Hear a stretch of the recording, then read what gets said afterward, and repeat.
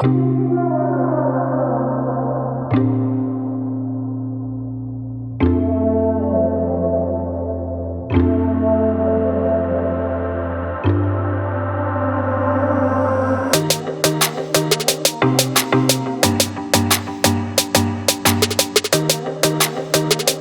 I want to introduce to you an amazing artist, an amazing friend, and the one and only Chris Appleton. Give it up!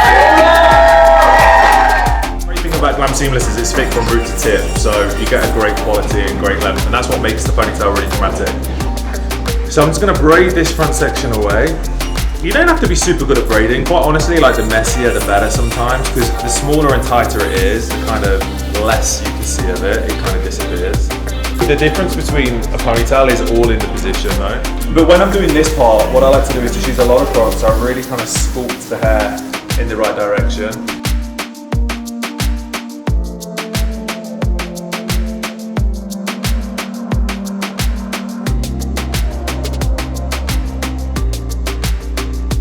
You're never going to get that kind of look from just putting clip-ins in. Do you know what I mean? Like to make a ponytail look more dramatic, you need to use a P. So we just take a U-part, this back section, braid it away from the crown to the nape of the neck, pin that in, and then just leave the top section out. So the idea is as well is that you'd leave the sides out. I guess it's the nearest thing to a wig without using a wig. Like a lot of consumers are really nervous of using wigs. I feel like the blend is really difficult. Same hair as we used in the ponytail.